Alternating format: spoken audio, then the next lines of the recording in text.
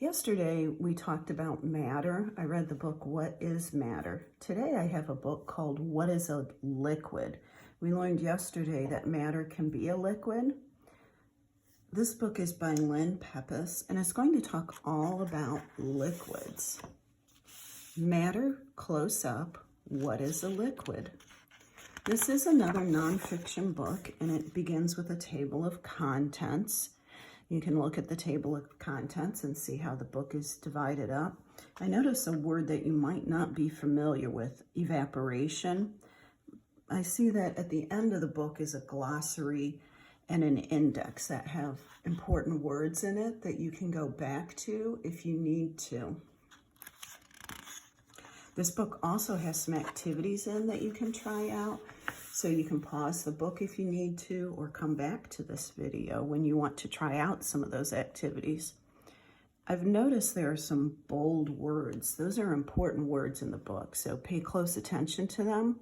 If you don't understand what they mean, you can go back to the glossary after we've read the book. Liquid matters. Matter is all around us. We walk on it, swim in it, and breathe it in. Matter is anything that takes up space. Matter has mass. Mass is the amount of particles or material in an object.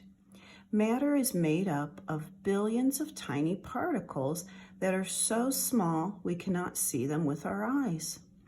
There are three main states or forms of matter: liquid, solid, and gas. This book is about liquid matter. Liquid is matter that moves. Orange juice, milk, and maple syrup are delicious examples of liquid matter.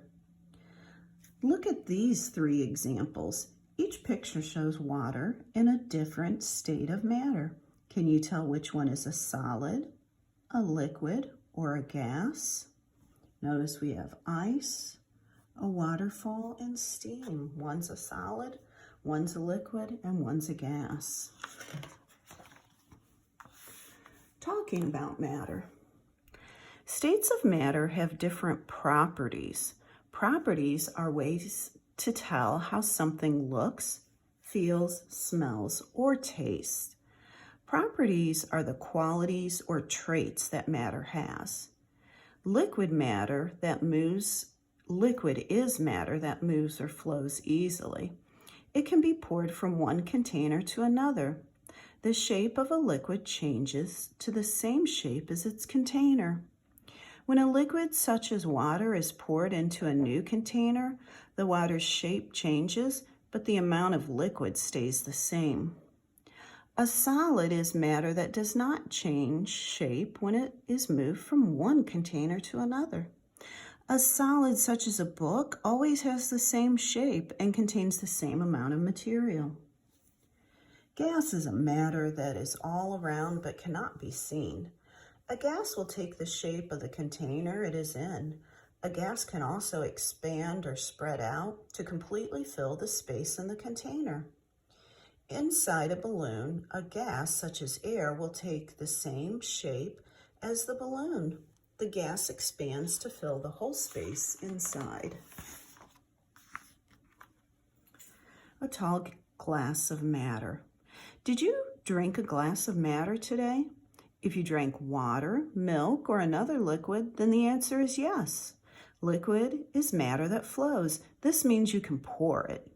This girl pours milk on her cereal. Milk is a liquid. No shape of its own. A liquid does not have its own shape. A liquid takes the shape of the container holding it.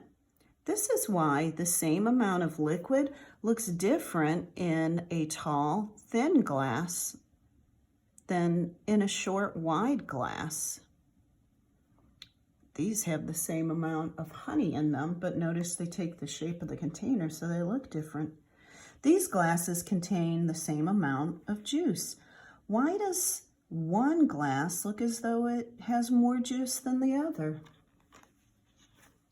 What do you notice about the glasses besides one is short and one is tall? Look at how wide they are. Measuring liquid. A liquid takes up space.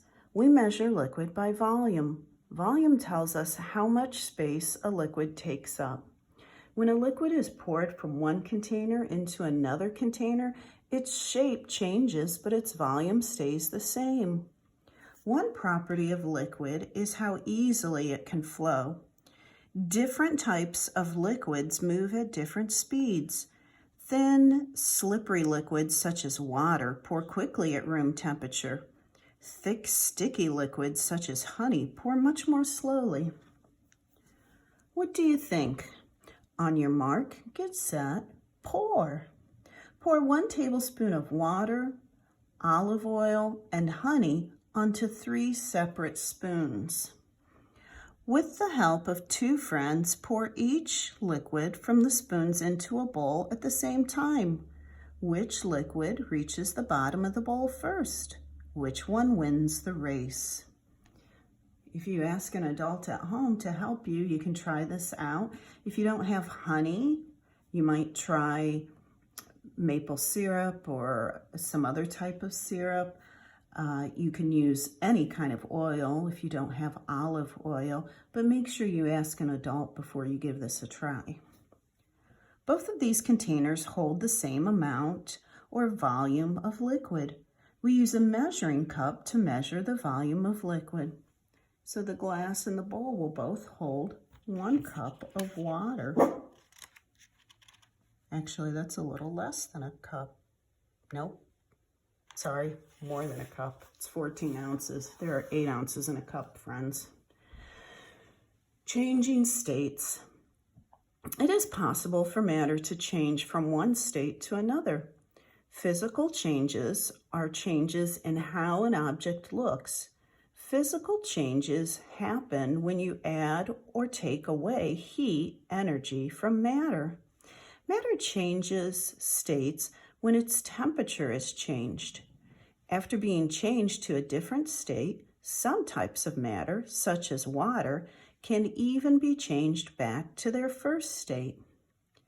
Water is matter that can change easily from ice, a solid, to water, a liquid, to water vapor or steam, a gas. Water looks different in each of these states, but it is still always water. What do you think? How many changes of state can you see when an adult heats ice cubes in a pot on the stove? That's something else you can try at home if you'd like, but only with the help of an adult. If you have some ice, you can have them put it in a pot. Think about what state it is. And then as they heat the ice cubes on the stove, what state will it change into? How many different states will you see if they continue to heat it until you don't see the ice anymore? We're going to stop here because this book is long, and tomorrow we'll finish reading about liquids.